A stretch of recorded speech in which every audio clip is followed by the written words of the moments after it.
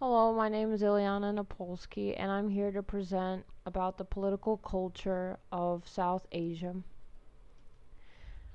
The countries I decided to focus on are Afghanistan, Bangladesh, Bhutan, India, and Pakistan. The political culture in Afghanistan. A major influence on Afghan politics comes from religion, ethnicity, and tribal background. As a largely Islamic nation, most Afghans are connected to each other through a shared organized religion. There is little diversity in their groups. They look to Muslim holy leaders such as mullahs, which hold a large sway of influence over the political positions of ordinary Afghans. Afghanistan is a mixture of numerous ethnicities and different tribal groups. Since Afghanistan has lacked a long central government for the past 30 years due to constant warfare, their loyalties will tend to be with their own group, with whom they share a community and have similar customs. All of this is interconnected in their religious beliefs. One interesting fact is Afghanistan recognizes basic human rights, especially those for women. The Constitution of Afghanistan promises freedom of religion within the boundaries of law, expression, and speech, and the basic human rights, including life and liberty. So, most of these laws are centered around their religious beliefs. So, even though they say women have certain rights, they mean they have certain religious rights. And the same thing about expression and speech. They can't say anything against the Islamic faith. The next country we should concentrate on is Bangladesh. Freedom House ranks Bangladesh partly free. The reason for that is there is no press freedom in Bangladesh. Secularism in Bangladesh is legally enshrined in the constitution. Religious parties are banned from contesting elections, but the government is accused of courting religious extremist groups for their votes. These extremist groups target non Islamic territories, groups, minorities. The Hindu and the Buddhist communities have faced this religious violence.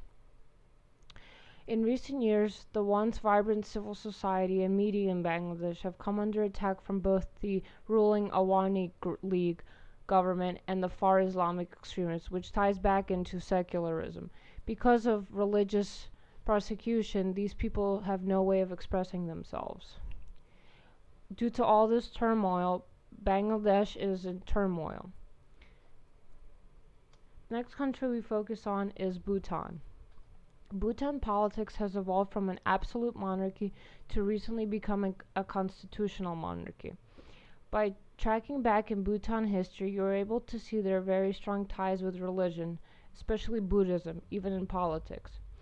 It is just recently that they have expanded their monarchy to a constitutional one, but even so, they still follow their religious belief and put it into their policies. Religion is very important to the Bhutanese people, and this has been a part of the reason for their being one of the smallest economies in the world and one of the least developed countries. Religion is centered around daily life, government policies, and rules. India is somewhat similar, even though India is more developed than the previous countries we've observed, and they have a different system of government, which is a federal republic with a parliamentary system. They still face religious persecution. Even though the Constitution promises freedom of religion, there are several social groups in the government that target non Hindu communities. The government represses the minorities in order to get elected into office. The government doesn't address these issues, which lets these groups continue to be oppressed. For example, government policies even go as far as separate schools from non-Hindu minorities. Religion plays a role not only in politics, but in prayer, social groups, etc. Just like you have a wealth chain, you also have a religious chain. It's divided into how much you pray, where you're located, and what type of Hinduism you practice. Diet is another thing that is affected by Hinduism. Most Hindus, whether they're religious or not, follow a vegetarian style diet.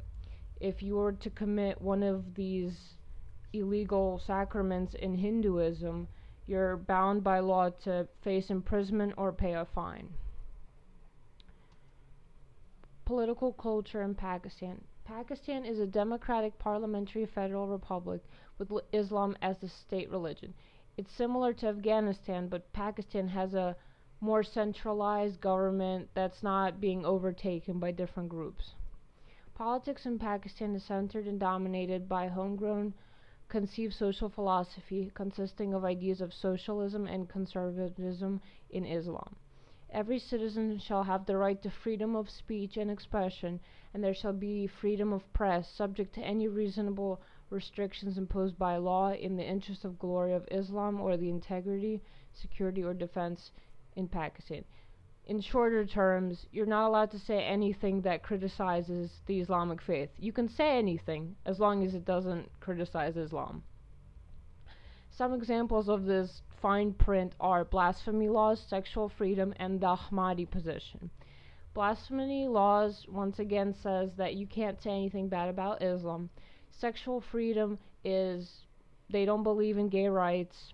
If a woman is married and happens to be raped, she needs evidence to prove that she was raped, and if she doesn't prove it, she faces either flogging or stoning in the public square, or she has to be jailed and pay a fine.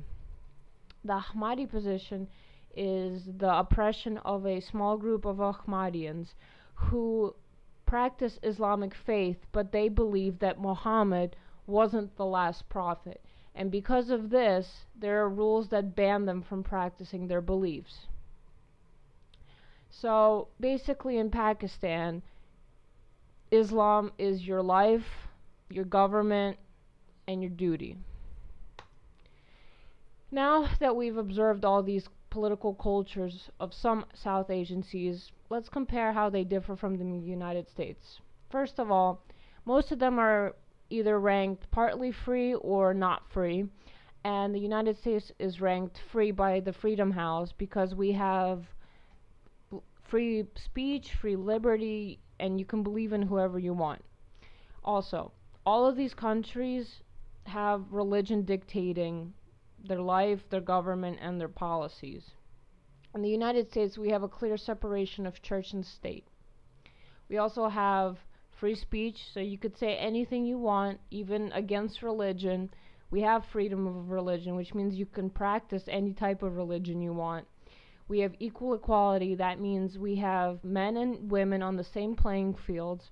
And finally, we also have equal voting rights. So no matter what your religion, ethnicity, or race is, you can vote for whoever you want. And these are just some of the differentiating factors between South Asian political culture and the United States political culture.